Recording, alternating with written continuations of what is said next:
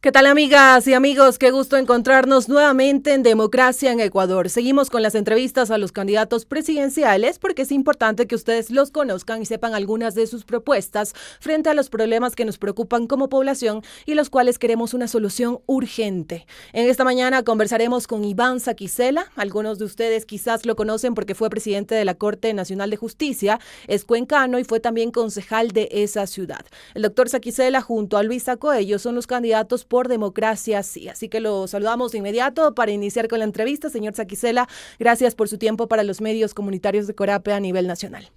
Buenos días, muchas gracias. Para mí un gusto poder conversar con ustedes.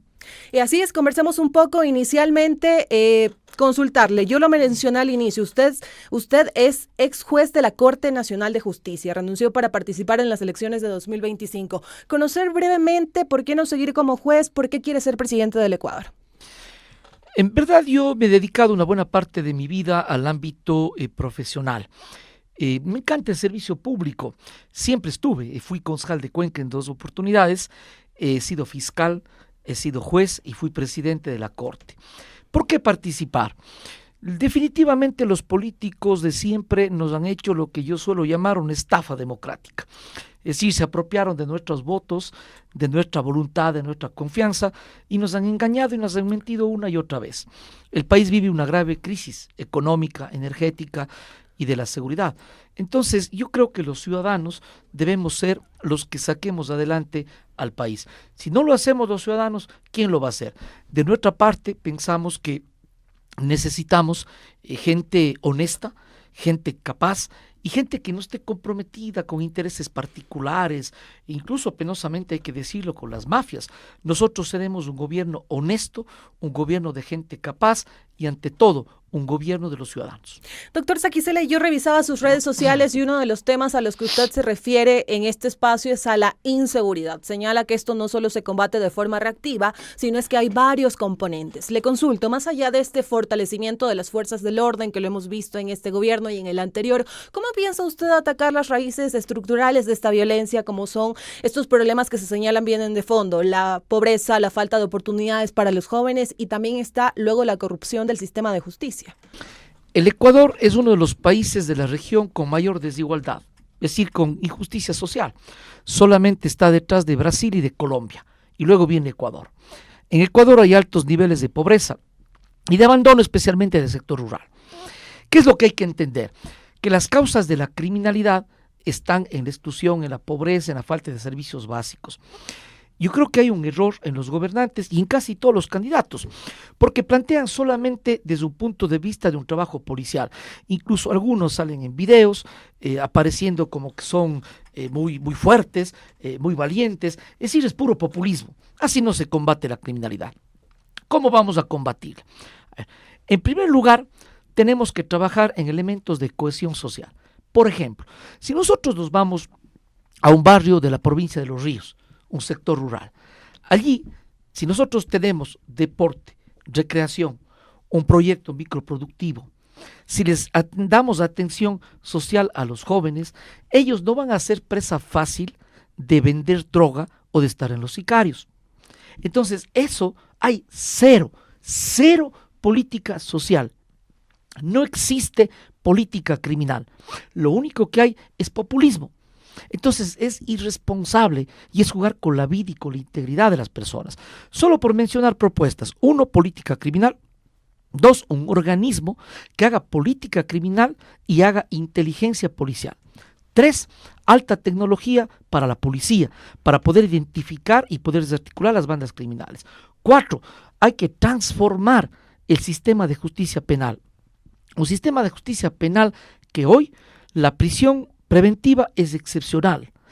La Constitución determina la mínima intervención penal, es decir, el derecho penal ha reducido a su mínima expresión, sin excepción alguna, y una serie de beneficios penitenciarios. Los adolescentes no pueden ser juzgados. Los presos o privados de la libertad son considerados como grupos de atención prioritaria y las penas son bajas. A eso se suma un sistema de justicia penal que no es independiente, no es imparcial, hay corrupción y depende del poder político. Es una tragedia. Así de claro. ¿Qué candidato habla de eso? Ninguno. Seguramente no lo saben. Esa es mi experiencia. Yo soy docente universitario, he sido fiscal y he sido juez. Entonces sé que va más allá del tema policial. Y también conozco de la policía, porque he sido fiscal. Obviamente, un fiscal ordena y dirige la investigación de la policía. Entonces aquí tenemos gente conocedora. Mire, el problema está en que hay nula política criminal y simplemente son estadísticas de las muertes. Las cárceles. ¿Sabía usted que más del 55.2% de los presos no tienen sino educación básica? Mire usted, esos datos son bien importantes saberlos. ¿Sabía usted que aproximadamente el 80% de los presos son por venta de droga, por delitos contra la vida y por robo? Y hoy por hoy, un altísimo porcentaje se trata de adolescentes. La pregunta es, ¿cuál es la política social al respecto? Ninguna. Los candidatos, el gobierno de Lasso y el gobierno de Noboa, lo único que plantean es consultas populares populistas que se gastan millones de dólares y sencillamente que la policía ya va a combatir las bandas criminales. Un dato más, solo el 9% de los casi 4.000 muertos del año 2024, y todavía continúa, ¿no? Solo el 9% son casos que están siendo investigados. Es decir, se mata y hay impunidad. Sirve para datos estadísticos. Así no se combate la criminalidad. Señor Sekizele, ya que usted ha mencionado precisamente estas consultas populares, tuvimos hace poco una que propuso el presidente Daniel Noboa en sus 100 primeros días de gestión y él señalaba que también era para hacerle frente a la delincuencia. Usted ha señalado que en caso de llegar a Carondelet va a dejar el populismo, va a pensar en política criminal, en política social, pero la población en este caso exige resultados inmediatos, urgentes frente a la inseguridad. ¿Qué acciones concretas, así puntuales, para ya pasar a otro tema, usted tomaría en los 100 primeros días de su gobierno para ya cambiar totalmente esta realidad? Yo creo que son ambas cosas importantes. Lo primero que hemos hablado, que es algo global, sin lo cual no existe combate a la inseguridad. Y dos, hay que desarticular las bandas criminales. No se lo ha hecho. ¿Cómo se lo hará en su gobierno? A ver, con inteligencia policial, con medios tecnológicos para su identificación y un sistema de justicia penal eficiente, de forma urgente. ¿Y aquí va a pedir ayuda al extranjero? Absolutamente. El crimen es transnacional, entonces el combate tiene que ser transnacional, tiene que haber cooperación internacional. Vamos a pedir cooperación y ayuda internacional. ¿Qué es lo primero que hay que hacer? Hay que desarticular a las bandas criminales. 1. 2. Hay que controlar la minería ilegal. Esto provoca muertes, por ejemplo, ahora en las naves, en Ponce Enríquez, en donde han subido los asesinatos y donde está el lavado de dinero. 3. Tenemos que, en forma inmediata, cambiar la realidad de las cárceles porque desde ahí se maneja el crimen. 4. Tenemos que combatir la corrupción y no permitir la impunidad. Doy un último dato que las noticias han dicho, de que los municipios contratan con las bandas criminales.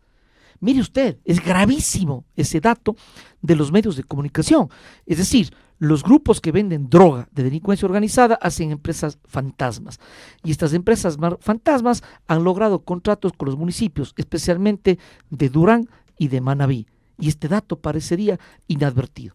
Entonces, de un lado, enérgicos con la fuerza policial, con inteligencia y con sistema penal. Enérgicos a desarticular las bandas criminales, pero inmediatamente política criminal, política social, sin lo cual es imposible. Por ahora no existe ni política criminal ni eficacia en lo de la policía. El mes de agosto del año 2024 tuvo mayor número de muertos que todo el año, que cualquiera de los meses del año 2023. Que no normalicemos la muerte como un mero dato estadístico. Una muerte es una tragedia para cada familia y sin embargo ni siquiera existe investigación y sanción. Nosotros somos hombres honestos, gente capaz, vamos a ser enérgicos porque no estamos coludidos con bandas criminales, a desarticularlas, a regresar la paz y a trabajar en política criminológica y social, porque este es un gobierno ciudadano y de visión social. Y ya que usted ha mencionado que no hay que normalizar estos homicidios, estos asesinatos, yo quisiera traer a la mesa de discusión con usted un tema que hemos tenido aquí en Corape algunas entrevistas y también vemos una demanda por parte de organizaciones de derechos humanos y organizaciones que defienden los derechos de las mujeres. Por ejemplo, se veía un dato y es que este 24 de noviembre Fundación Aldea publicaba que en Ecuador desde el 1 de enero hasta el 15 de noviembre han existido 215 muertes violentas por razones de género. En el marco del Día de la Erradicación de la Violencia contra la Mujer que se celebra este 25 de noviembre, consultarle. Se conoce que Ecuador es uno de los países más violentos para las mujeres. ¿Cómo garantizaría usted la implementación de políticas efectivas que no solo sancionen a los agresores, sino que también prevengan la violencia desde diferentes espacios? Mire, lo que sucede es de que de la misma manera solamente existe un ministerio en donde incluso ahora la ministra dice que debe guardar silencio en relación a la violencia política, y un ministerio que nada más hace un trabajo muy reducido. Debemos tener un Estado con perspectiva de género. ¿Qué significa eso? Que en absolutamente todas las instituciones, estructuras y dependencias del Estado tenemos que privilegiar a la mujer para la inclusión laboral y para erradicar y sancionar la violencia. 2. El sistema de justicia penal tiene que contar con los instrumentos, es decir, no se cuenta con peritos, no se cuenta con respuestas inmediatas y muchas veces las mujeres o sus familiares tienen mucho temor de denunciar. Este país aún no ha superado las estructuras machistas. Yo tengo 2 hijas, Camila y María Emilia, mujeres jóvenes, y ellas me cuentan cómo es la exclusión que aún existe a la mujer. O sea, puede estar previsto algunas cosas en las leyes, pero aún se ve cómo la mujer tiene como un trato diferente o en definitiva se le hace más difícil conseguir sus objetivos de vida, estudiantiles, profesionales, laborales. Entonces la política tiene que ser de inclusión desde un punto de vista obligatorio, tanto en el ámbito público cuanto en el ámbito privado, y un Estado con perspectiva de género. ¿Sabe qué? María Luisa Cuello es la candidata a vicepresidenta, y si ella es la vicepresidenta, que así será, yo no le mandaré una embajada, yo no le suspenderé en sus derechos políticos ni en su cargo, porque eso es una muestra clara de violencia. Yo discrepo con la señora Abad en lo ideológico, en lo político, tengo serias discrepancias políticas con la señora Abad, pero yo no es que defiendo a ella, sino es terrible que si una mujer vicepresidenta sufre violencia política de la mayor autoridad del país, ¿qué esperanzas tiene de no tener violencia la mujer del campo, la mujer pobre, la mujer campesina, la niña, la adolescente? Ninguna. Entonces aquí hay que tener sindéresis entre lo que se dice con lo que se hace. Hay que respetar a la mujer y sus derechos. Y pasamos de inmediato también a otro tema que le preocupa a la población y es en este caso la crisis energética. Es un tema que ha afectado a los hogares, a los sectores productivos. La población requiere también una solución urgente frente a este tema. El actual gobierno nacional ha optado por también comprar energía a Colombia, pero se ha señalado que es una medida en este caso que va a evitar tal vez que se disminuyan los cortes, pero solo en cierto tiempo, pero el problema va a seguir existiendo. Y también vemos que el actual gobierno nacional le culpa a los gobiernos anteriores. ¿Cómo evitar precisamente esto de que continúen los apagones y de traer estas historias del pasado y lo que ya quiere la población, que son soluciones? ¿Cómo enfrentaría usted este problema? La solución inmediata no hay otra por ahora, en una conducta del país ya desesperada, que comprar energía eléctrica, como en este caso a Colombia. Y obviamente este momento no hay otra alternativa, la urgente, la inmediata, que reactivar las termoeléctricas. Pero nunca fue la mejor opción. Lo tendremos que hacer de forma inmediata, porque sencillamente la gente necesita luz, no hay otra forma.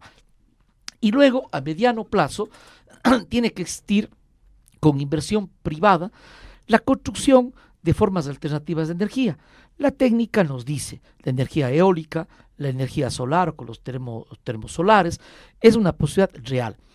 Doy datos. Del año 2007 al año 2014 se construyeron 14 hidroeléctricas.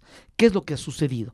Que siempre se supo que no era lo único, que esa no era la mejor opción, construir solo hidroeléctricas. ¿Por qué? Porque todo el mundo sabemos, hasta por sentido común, que hay épocas de estiaje y no hay lluvia.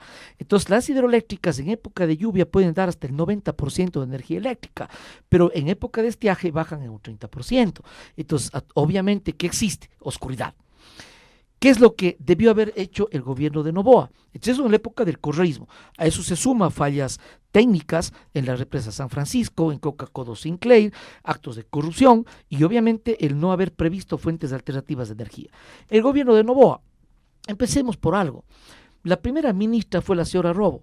Ella es especialista en ciencias internacionales. Pero por favor, ¡qué responsabilidad! Pongan a gente que sepa de la materia, no los compromisos políticos o pago de favores o los amiguis, por favor. ¿Y sabe qué?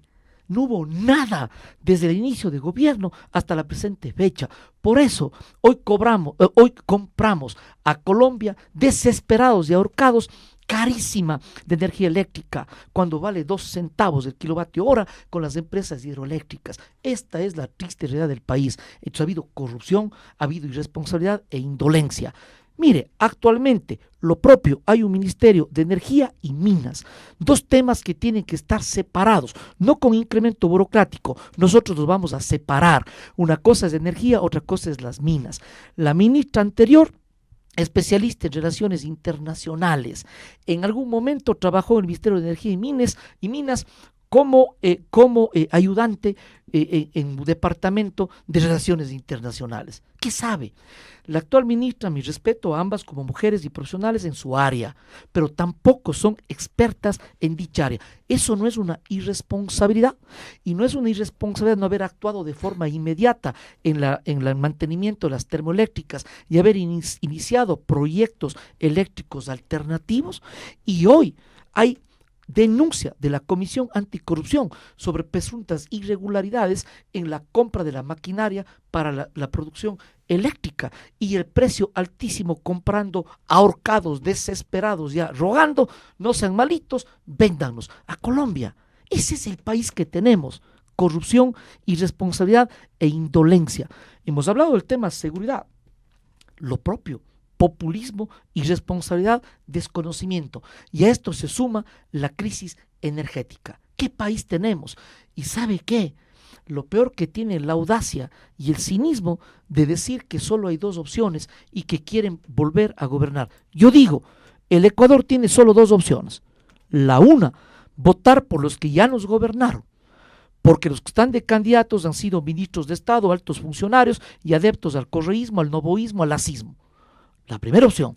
Y la segunda opción, que hagamos un gobierno honesto y ciudadano, que no estemos comprometidos con el pasado de corrupción, de inoperancia, de indolencia. Esa es la verdad. En este Ecuador parecería que hay 2 países. Uno, el de los políticos que se matan y pugnan por el poder, y la de los ciudadanos que nos pugnamos por llevar el pan a cada día. Los ecuatorianos tenemos la palabra de mantener el actual estado de cosas o recuperar la esperanza, el optimismo para un país democrático, auténticamente libre, y que la política económica y social sea una realidad para el desarrollo de las familias ecuatorianas. Señor Saquicela, usted ha mencionado este tema de la irresponsabilidad que muchas veces se tiene cuando se pone en el cargo a una persona que no está capacitada para, en este caso, hacerle frente a un puesto como ese, que es el Ministerio de Energía. Consultarle, ¿usted ya tiene pensado en su plan de gobierno quiénes podrían estar, en este caso, al frente de ministerios como estos que son estratégicos en el país?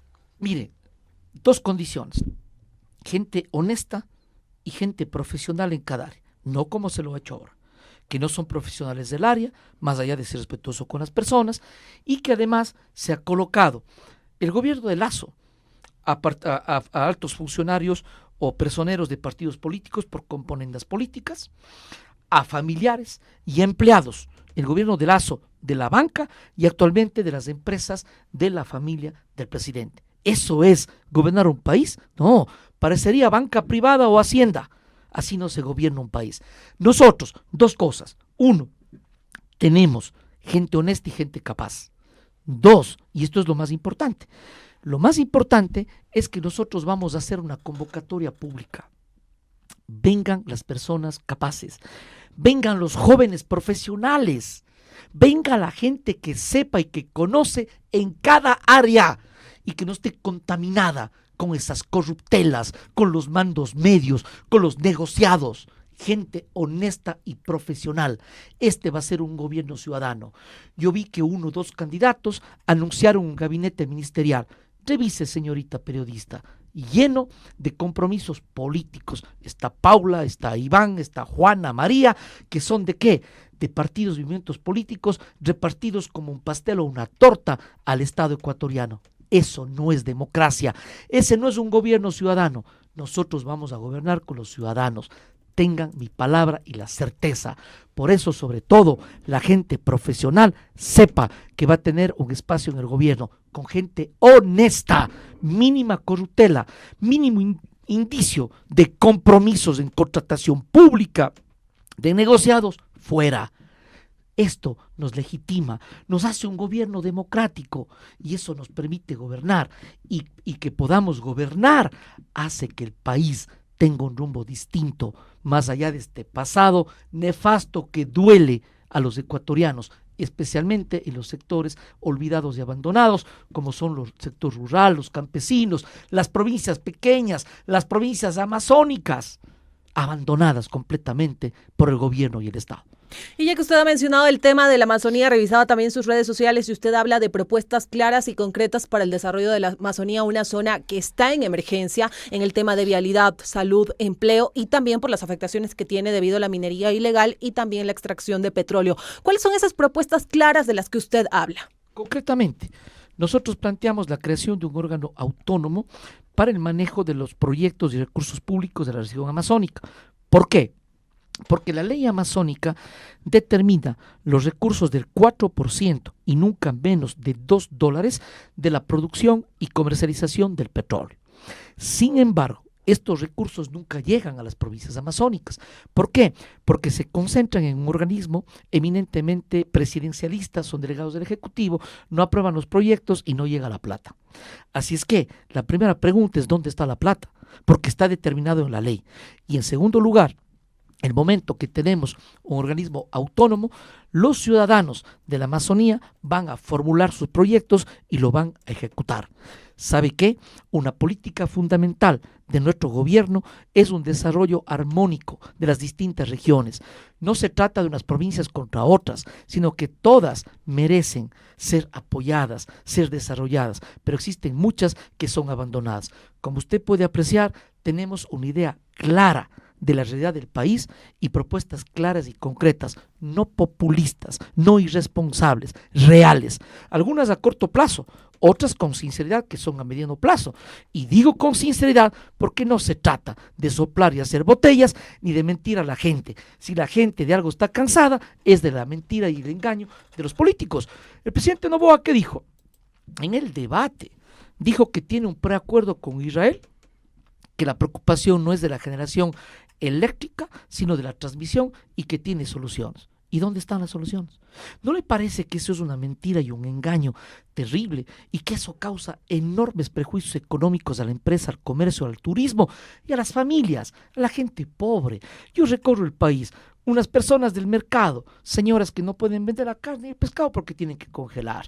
La señora o el señor peluquero no puede atender, no tiene cómo usar la secadora.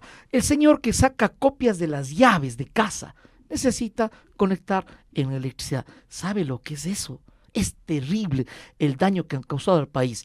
Aquí no es cuestión de echar, no, como dice la canción, no eches la culpa al sol, a la playa, a la lluvia, o la culpa es de la vaca, dice una fábula. Es elemental. Siempre se supo que hay estiaje.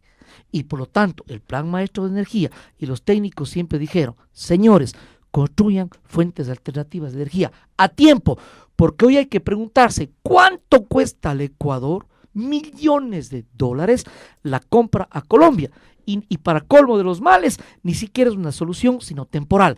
Tampoco se ha dicho cuánto perjuicio es para el Estado el racionamiento de energía como tal y los millones de pérdidas económicas para la economía de los ecuatorianos. Esto es corrupción, indolencia e irresponsabilidad.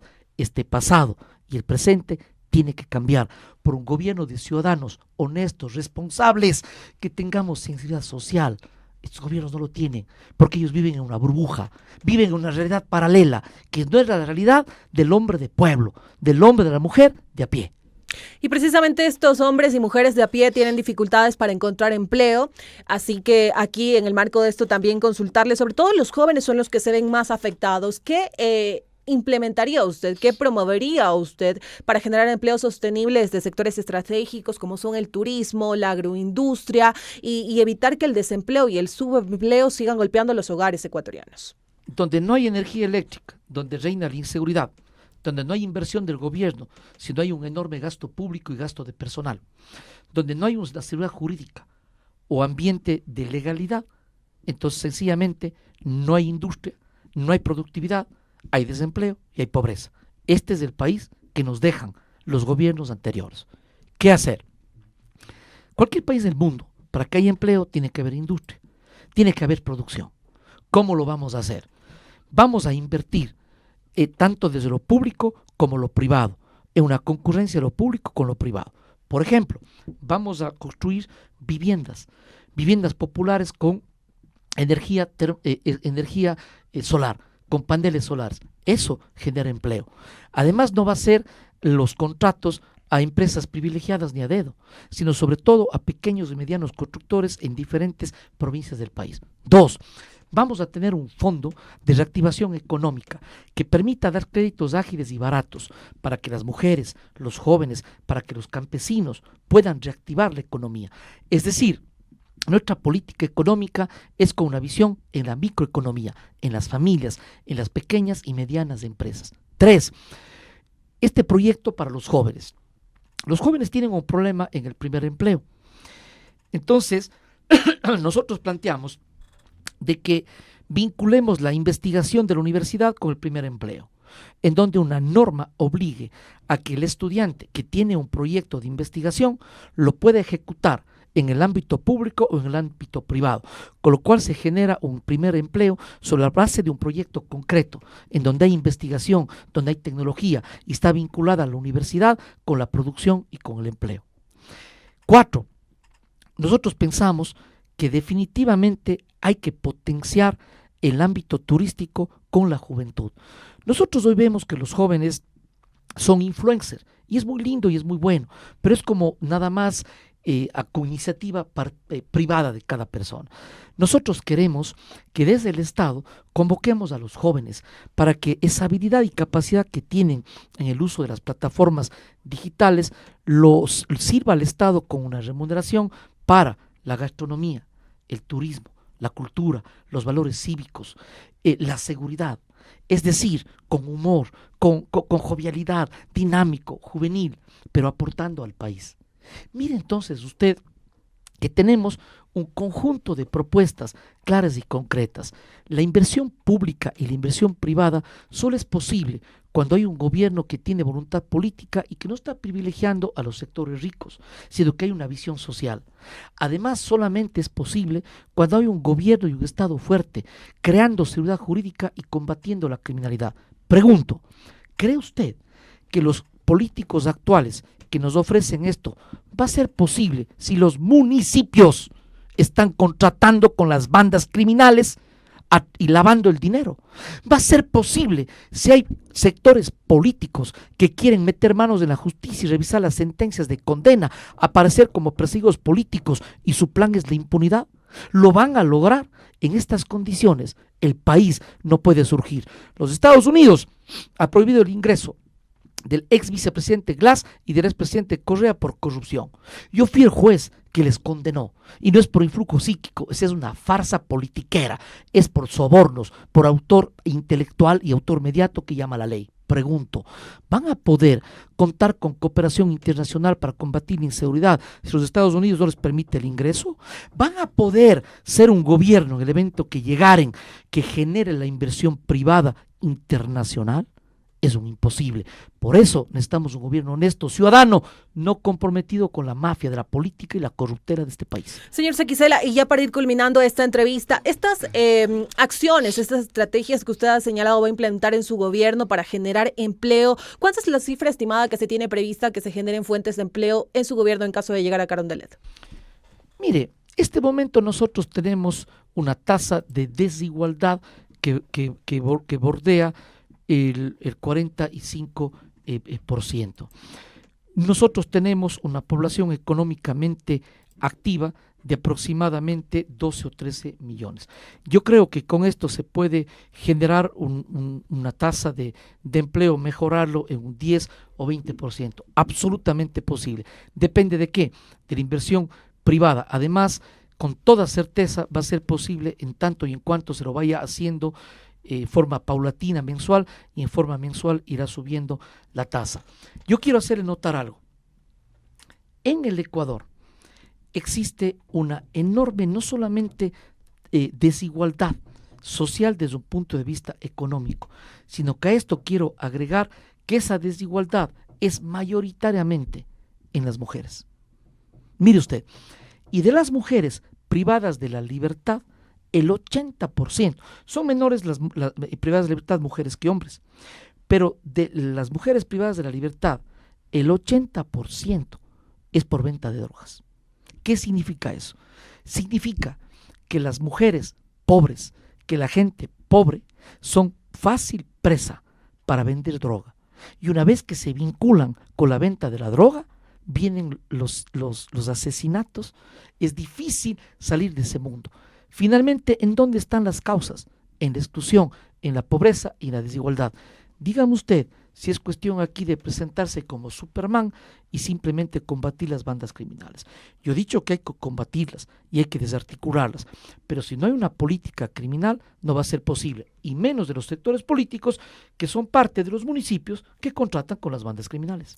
Y ya estamos llegando a la parte final de esta entrevista con Iván Sekisela, candidato presidencial por Democracia Sí, y ya en la parte final, por favor, su mensaje para las personas que han estado pendientes de esta entrevista de manera breve. Muchísimas gracias, un gusto poder conversar, decirles a los ciudadanos, estamos recorriendo el país muy contentos de recibir el respaldo porque un altísimo porcentaje del Ecuador busca una alternativa diferente. Aquí está una opción, somos Iván Sekisela y María Luisa Cuello, la lista 20. Yo creo que esta es una oportunidad de cambiar el pasado por gente nueva. No normalicemos la inseguridad, no hagamos normal la corrupción. Yo el otro día decía a una chica, es como que una chica diga, me pone los cachos, mi novio me es infiel, pero me quiere. Algo así equivale a decir, robó pero hace obras. No, no podemos normalizar. Busquemos una opción honesta, ciudadana, de gente que realmente tiene compromiso con el país. Revisen, por favor, nuestras ideas y nuestras propuestas. Muchísimas gracias por acompañarnos, amigos y amigas. Concluimos otra entrevista más aquí en Democracia en Ecuador. Muchísimas gracias por acompañarnos. Gracias por estar pendientes de los medios comunitarios de Corape. Nos seguimos encontrando por este espacio.